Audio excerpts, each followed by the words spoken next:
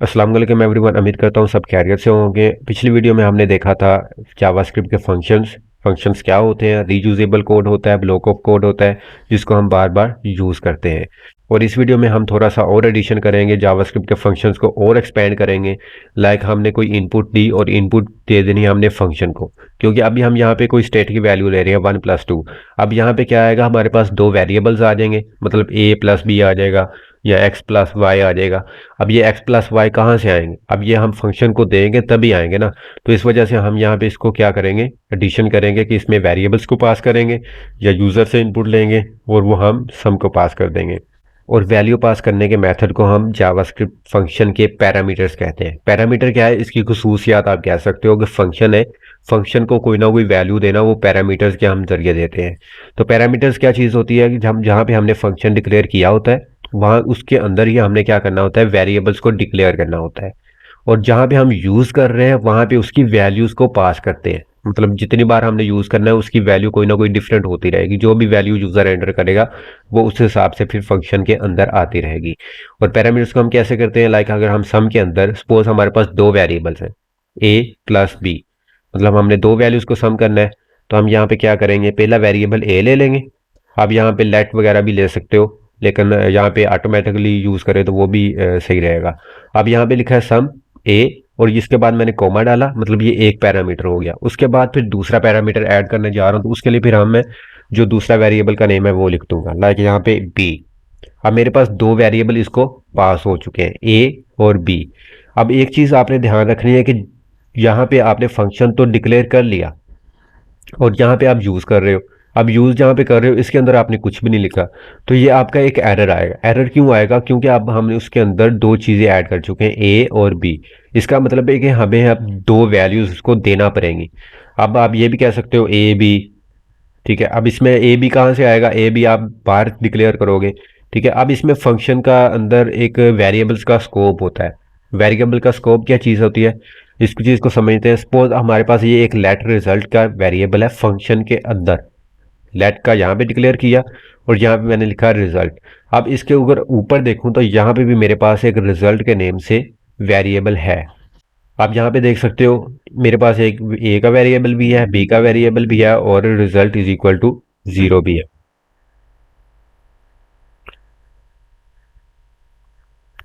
अब इसी चीज़ को अगर हम नीचे जहाँ पे देखें तो ए और बी, अब यहाँ पे हम थोड़ा सा डिफरेंट कर लेते हैं क्योंकि ये आपके लिए कन्फ्यूजन पैदा करेगा। तो हम यहाँ पे कह लेते हैं एक्स और वाई। अब स्कोप ये है कि हम जो बाहर वेरिएबल्स है ना वो ग्लोबल वेरिएबल्स कहलाएंगे। ग्लोबल मतलब जो पूरे पेज पे हम उनको यूज़ कर सकते हैं, फंक्शन के अंदर भी यूज़ कर सकते हैं इवन। और अगर हम फंक्शन के अंदर बात करें कि फंक्शन के अंदर एक वेरिएबल को डिक्लेयर कर लिया, अब वो फंक्शन के अंदर अंदर ही यूज़ हो गया, हम उसको फंक्शन से बाहर नहीं कर सकते। वो मतलब कि उस बॉडी के स्कोप के अंदर अंदर ही रहेगा, उसके बाहर हम उसको यू नहीं कर सकते। एक ग्लोबल हो गया और एक हमारे पास उसकी जो बॉडी है, बॉडी के अंदर अंदर। तो मतलब कि ये एक लिमिटेड, आप इसको कह सकते हो लिमिटेड वेरिएबल है। अच्छा, अब यहाँ पे मैं कह देता हूँ एक्स और वाई, क्योंकि हम हमारे पास कहाँ से वैल्यू आ रही है, एक्स और वाई से। अब हम इसको कह देते हैं, बल्कि यहाँ पे प्रिंट तो हो ही रहा है, तो हम इसको कंसोल डॉट लॉग कर लेते हैं। यहाँ पे कंसोल डॉट लॉग रिजल्ट, जो फाइनल रिजल्ट होगा वो। बल्कि इसको भी ख़त्म कर देते हैं, हम वैल्यू 1 यहाँ पे लिख देते हैं। जो सम से वैल्यू आएगी वो यहाँ पे आएगी। अब इसमें देखते हैं तो हमारे पास एन ए एन आ रहा है। क्यों आ रहा है एन ए एन, क्योंकि हमारे पास अभी एक्स और वाई में कोई भी वैल्यू गई ही नहीं है। सिंपल सम लिखा है ना, उसने कोई एरर दिया है। एरर की बजाय उसने क्या कर दिया, एन ए एन, ये एक कोड दे दिया कि ये उसमें कोई भी वैल्यू है ही नहीं, तो हमारे पास उसको वैल्यू भी देनी चाहिए। तो हम वैल्यू कैसे पास करेंगे, सम, जितने आपने वहां पे ऊपर दो पैरामीटर्स पास किए हैं उतनी ही वैल्यूज आपने लिखनी है। लाइक हम यहाँ पे कह देते हैं 2 और 5। 2 और 5 अगर मतलब कि अगर आप ये चाहते हैं कि x की वैल्यू 2 हो तो पहले 2 आएगा। अगर आप चाहते हैं कि x की वैल्यू 5 आए तो पहले 5 आएगा। मतलब उसी तरतीब से लिखनी है जिस तरतीब से ऊपर आपके पास वेरिएबल्स होंगे। वो 3 भी हो सकते हैं, 4 भी हो सकते हैं, ज़्यादा भी हो सकते हैं, आपकी रिक्वायरमेंट्स के ऊपर डिपेंड करेगा। तो अभी हम यहाँ पे कहते हैं x, और यहाँ पे x की वैल्यू 2, y की वैल्यू 5, तो हमारे पास आ जाएगा 5 + 2 7।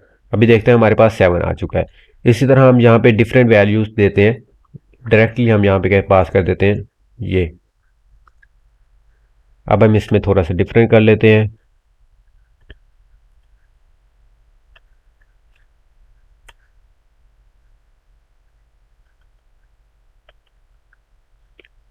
अब आप देखना यहाँ पे हमारे पास हर एक का रिजल्ट डिफरेंट होगा, लेकिन जो फंक्शनैलिटी हमने परफॉर्म की है, जो यहाँ पे कैलकुलेशन वगैरह की है, वो सबकी सेम रहेगी।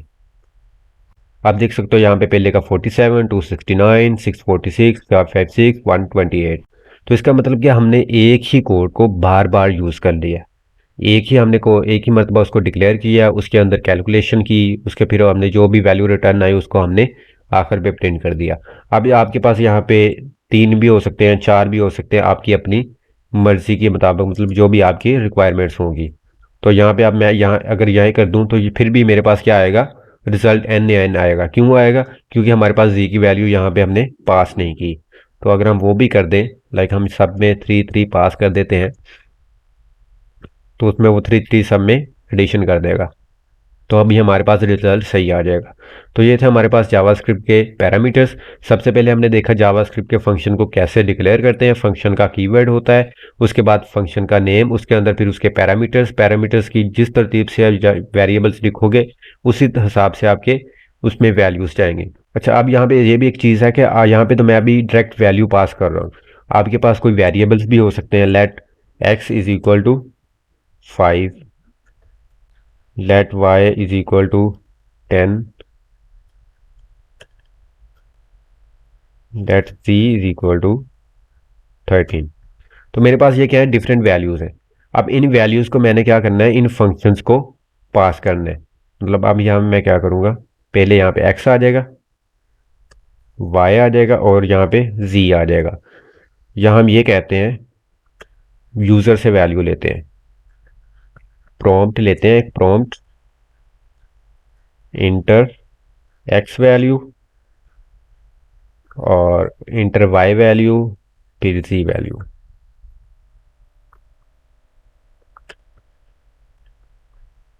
अब हम ये वैल्यू इसको पास कर दी और जो भी यहाँ पे रिजल्ट आएगा हमारा तीनों का सम हो जाएगा। तो हम देखते हैं यहाँ पे, अभी इसको रिफ्रेश किया, इंटर एक्स वैल्यू 3 4 और 6। तो आप देख सकते हो 3 4 6 हमारे पास प्रिंट हो चुका है एज इट। लेकिन अब ये तो रिजल्ट हमारे पास रोंग है। क्यों रोंग है? क्योंकि अब हमारे पास ये एक एज स्ट्रिंग ले रहा है, उसको सम नहीं कर रहा है। 3 + 4 7, 7 + 6 हमारे पास 13 होना चाहिए था, लेकिन इसने सही से उसको कैलकुलेशन नहीं किया। तो इसके लिए फिर हम यहाँ पे क्या करेंगे, मतलब उसको एज ए स्ट्रिंग ले रहा है, तो लेकिन हमें ये तो एक नंबर में चाहिए। तो नंबर में लेने के लिए हम यहाँ पे क्या करेंगे, इसको कन्वर्ट कर देंगे पार्स इंट। ये बाय डिफॉल्ट एक फंक्शन है, जैसे मैं अभी यहाँ पे क्या किया है, फंक्शन खुद से बनाया है। अब ये मेरे पास प्री डिफाइंड फंक्शन है। फंक्शन एक्चुअली दो किस्म के होते हैं, एक फंक्शन जो प्री डिफाइंड होता है और एक फंक्शन होता है यूज़र डिफाइंड। तो अभी हमने जो पहले बनाया था वो यूज़र डिफाइंड है, मतलब हमने खुद बनाया था। और ये अभी जो हम यूज़ कर रहे हैं, या ये वाला जो हमने कंसोल डॉट लॉग वाला भी यूज़ किया था, तो ये भी हमारे पास प्री डिफाइंड फंक्शन है, इसको हम एज इट ही लिखते हैं। पार्सेंट क्या करेगा, हमारे पास जो भी वैल्यू आएगी उसको कन्वर्ट कर देगा इंटीजर में, क्योंकि हमें इंटीजर में चाहिए। पहले वो क्या ले रहा था, एक स्ट्रिंग में ले रहा है। तो अभी हम यहाँ पे हर एक पे पास कर देते हैं, इसको दोबारा प्रिंट करते हैं, रिफ्रेश किया, 4 5 एंड 6। तो अभी आप देख सकते हो 4 5 6 का जो भी सम हुआ वो यहाँ पे आ चुका है। इसके बाद इसमें देखें तो पैरामीटर्स भी हो गया, डिफाइन किया, और फिर उसमें आप देख सकते हो greet name of our function, जो भी है फंक्शन का नेम है ये ग्रीट, और name is the parameter and the code inside the curly braces is the body of function. So उसके बाद अगर हम देखें तो कॉलिंग फंक्शन को भी हमने देख लिया कि जहाँ पे हमने इसको यूज़ करना है उसको हम कॉल करना कहते हैं। उसके बाद पैरामीटर्स हैं एंड आर्गूमेंट्स हैं। Let's clear up, parameters are the name listed on the function definition. वही चीज़ें जो हम ऑलरेडी कर चुके हैं वो सारे इसकी पैरामीटर्स हैं। और इसके ऐसी तरह अगर हम इसमें देखें पिछले एक एग्जांपल में, तो ये जो वैल्यू पास करना है उसको हम आर्गूमेंट कहते हैं। मतलब ये अभी अगर हम कोड में देखें, ये वाली जो वैल्यू पास कर रहे हैं ये इसको हम आर्गूमेंट कहते हैं, और ये जो चीज़ है ये इसको हम पैरामीटर कहते हैं, जहाँ पे हमने डेफिनेशन में डिस्कस किया था। उसके बाद देखें तो रिटर्निंग वैल्यू को भी आपको मैंने समझा दिया कि जो वैल्यू अगर आप वैल्यू किसी डायरेक्टली प्रिंट करना चाह रहे हैं या फिर किसी वेरिएबल को पास करना चाह रहे हैं, तो फिर आप कोई ना कोई वैल्यू वहाँ से रिटर्न करवाएंगे। और अगर आप फंक्शन के अंदर ही सारा कुछ करके वहीं पे प्रिंट करना चाह रहे हैं या सिर्फ कैलकुलेशन ही करना चाह रहे हैं और कुछ नहीं करना, तो तब भी आप इसको यूज़ कर सकते हो।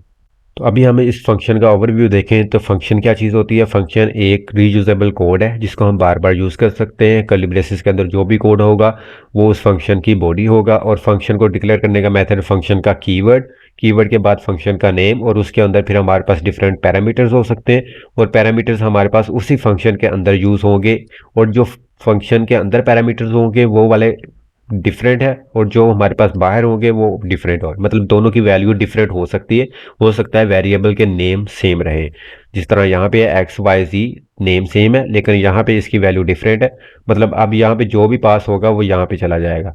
अब ये भी कह सकते थे ए बी और सी।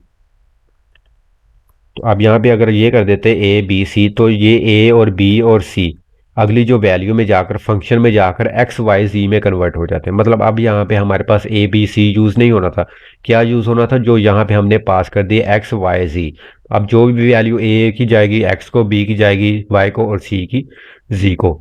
इसी तरह फिर हमने देखा इसमें कोई वैल्यू अगर किसी वेरिएबल में रिटर्न करवानी है, या मतलब किसी वेरिएबल में स्टोर करवानी है, या सिर्फ, तो फिर हम इसके लिए रिटर्न का यूज़ करते हैं। या फिर अगर हमने फंक्शन के अंदर ही कोई कैलकुलेशन परफॉर्म करके उसी के अंदर सारा कुछ प्रिंट कर देना है, या सिर्फ कैलकुलेशन ही प्रिंट करनी है, तो उसके लिए फिर हम रिटर्न की वैल्यू यूज़ नहीं करते, उसके बगैर ही हम फंक्शन अपना बना देते हैं, और जहाँ पे हम यूज़ करना चाहें उसको यूज़ कर सकते हैं।